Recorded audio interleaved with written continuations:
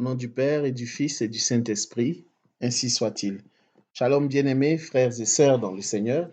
Nous sommes aujourd'hui le mercredi 4 novembre 2020 et nous méditons l'Évangile selon Saint Luc, chapitre 14, versets 25 à 33.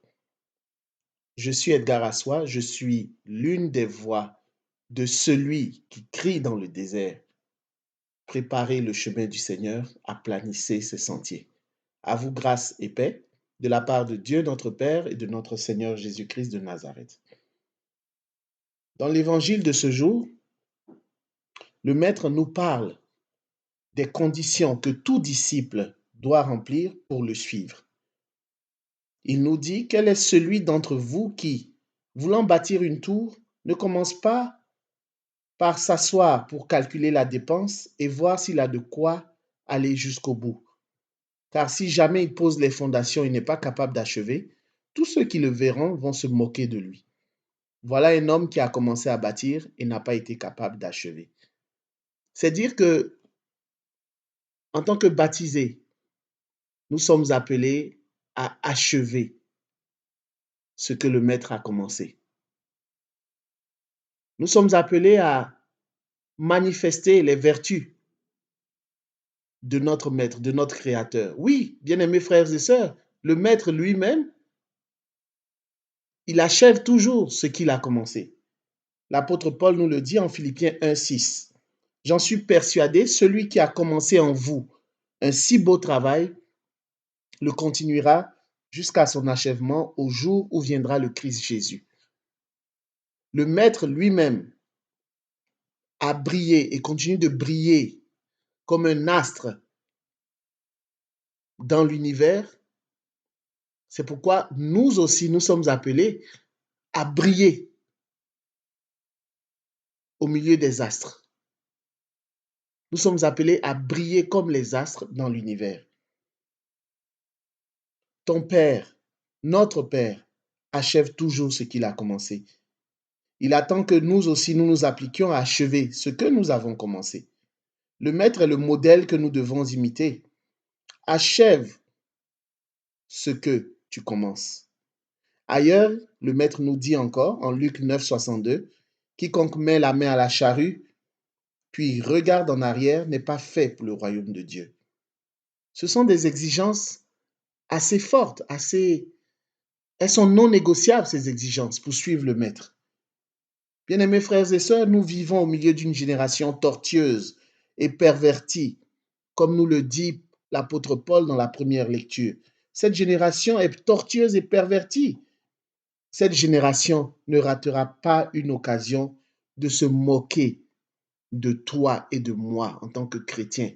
Si nous ne manifestons pas de la pureté, si nous sommes reprochables, quand nous commettons des fautes, les gens de cette génération, parfois même des chrétiens, sont les premiers à se moquer de chacun de nous. Combien de fois avons-nous entendu dire il se dit ou elle se dit chrétien, chrétienne, mais regardez ce qu'il fait, regardez ce qu'elle fait. Bien-aimés frères et sœurs, ne donnons pas l'occasion, ne prêtons pas le flanc aux gens de cette génération pour qu'ils se moquent de nous. Ne prêtons pas le flanc pour que la parole de Dieu soit discréditée. Non, cette parole est certaine, elle ne sera pas discréditée au nom de Jésus-Christ de Nazareth.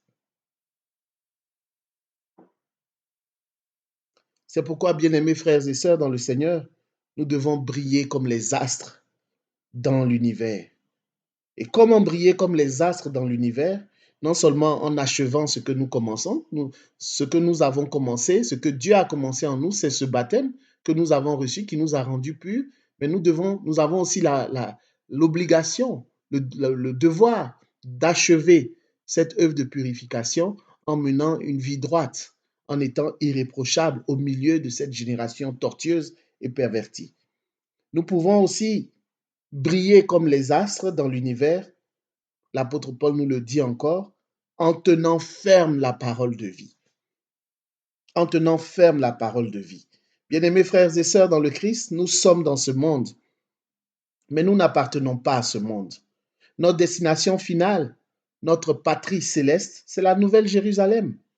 Durant notre voyage terrestre, nous sommes appelés à briller comme des astres dans l'univers, à être sel de la terre et lumière du monde. Tu n'es pas capable de briller par tes propres forces ou ta propre intelligence, mais tu brilleras certainement en achevant ce que tu as commencé, en demeurant chrétien, en te préservant de ce monde, même si tu vis dans ce monde. Tu brilleras certainement en évitant de rétrograder, de retourner à ce que tu as vomi. Tu brilleras certainement en tenant ferme la parole de vie qui est une lampe à nos pieds, une lumière sur notre sentier. Que la paix et la grâce de notre Seigneur fassent de toi et de moi des lumières dans cette génération, des astres qui brillent dans cette génération tortueuse et pervertie pour la gloire du royaume de Dieu. Ainsi soit-il. Au nom du Père, du Fils et du Saint-Esprit. Amen.